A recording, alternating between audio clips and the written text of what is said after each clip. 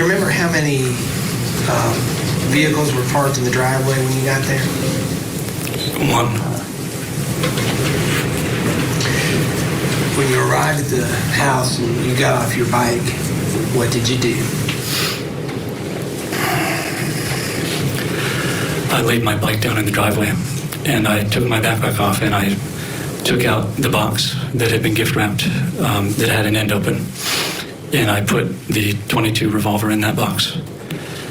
And I put the backpack back on my back, and I took a bunch of roses, and I walked up to the door, and I rang the doorbell. And I was shaking and freaking out at this point because there was nowhere I wanted to be less than at that house on that morning. And when I rang the doorbell, the door opened and a woman came to the front. And I thought it was Christina Parcell, but I wanted to make sure. And I also wanted to make sure that no one else was home. So I told her that while I was holding the box and the roses, that I had a delivery for Lutina Parcell, her sister. And she told me that Lutina wasn't home. So at this point, I realized that Christina was at the house alone. And I handed her the roses, and I took the revolver out of the box, and I pointed it at her, and I told her to be quiet and to go back into the house, which she did. And I followed her into the house, and I shut the door. And I was experiencing such anxiety that my body wasn't really doing what I was telling it to do anymore. Like when I realized that I couldn't use the gun, which was unloaded at this point, my plan had been to try to knock her unconscious because I didn't want to cause her or anyone any pain. That wasn't my intention. I just wanted to save Aida and to make sure that no one else who was a bystander would be involved in this or could be endangered in any way. So I tried, while she was holding the roses, to strike her on the head and knock her unconscious. But my body was fighting me because even though I knew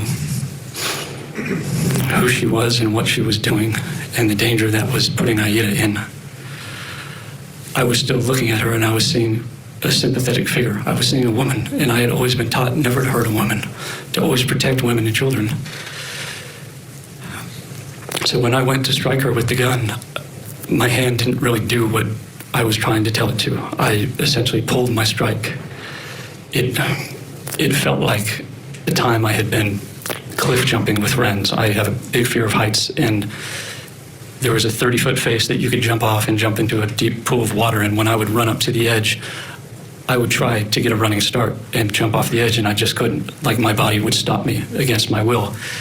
And I had to try to do this 10 or 15 or 20 times before I could actually get myself to go over the edge.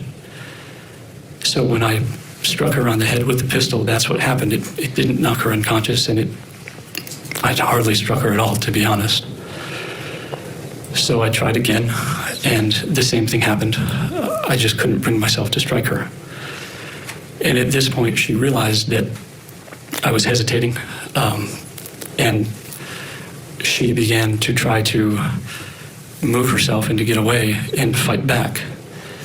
And during this period of time, the roses had dropped and the petals and stems had scattered. And as I was hesitating, I realized that the situation was quickly getting out of control. And if I didn't pull myself together and act soon, this was all going to, because what was happening to her would never be uncovered. Zach, I'm sorry, just a quick question. You heard testimony that at this time, Christina weighed 163 pounds. How much did you weigh on October the 13th? 160. Go ahead. So I realized that I was going to have to somehow force myself to do this at any cost. So I pulled out the knife I was wearing. And even though I knew I wasn't going to be able to strike her with any amount of force, I still tried. So I started striking her, though my strikes were pulled. And I think the knife made contact with her, but it wasn't stopping her, and it wasn't inflicting anything that could be a fatal blow. Struggle. And in this struggle, all I could do was try to overcome this resistance I had towards doing this thing. Even though I knew it was right, I still had this physical and emotional resistance to doing it. So I just kept striking her until finally we fell on the floor. And at this point, I had just tried to take my mind out of it and just try to get through this and finish it as quickly as possible, because I realized that it was only becoming prolonged, and I had to. So I don't remember how many times I struck her. I just remember that when it finished, we were on the ground, and I stopped striking her when she stopped struggling. And at this point, I stood up, and I was still freaking out, and I was in kind of a daze. And I was just trying to pull myself together and figure out what I needed to do to leave the house. And again, I wanted to make sure that I didn't leave anything behind that would connect me to it, because then I believe John would be connected to it, and it would only endanger it, because I didn't know if Christina Parcell was the only person involved. And she wasn't. So I quickly looked around to make sure I hadn't left a mask or a glove, and I started to pick up the rose petals and realized that I just didn't have time to do that. Again, I was concerned that a neighbor might have heard the commotion and that a neighbor might come by to investigate, and I didn't want that. So I drew the blinds and I moved her body away from the door, which had windows, because I didn't want someone to come to the door and see her. And I put my things back in the backpack, and I looked in a mirror before I left to make sure everything was in order, and I saw that she had scratched my face in the struggle. And of course I realized that this could leave DNA. So I used the paint thinner to try to clean her hands. And then I changed my mask, and I took off my outer shirt because there was blood on it, and I put it in the backpack. And at this point, I was really worried that someone, that Lutina might come back to the house, or Brad Post might come to the house, or a neighbor might come over. So I was trying to leave the house as quickly as possible. And before I left, when I realized that I had probably left my DNA there, despite my effort not to, I prayed again and just said that I believe that what I've done is the right thing, and I believe that I did it for the right reason. But if it's your will that I be connected to this, then I will turn myself in, and I will own up to what I've done, and I'll take responsibility for it, because I believed that it was the right thing.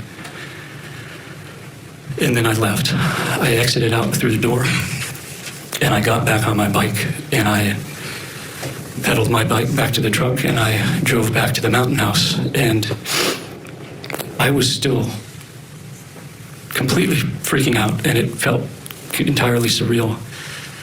But there was a big difference in how I felt, in that as soon as I left the house, I felt the most enormous wave of relief wash over me, because I knew from that moment on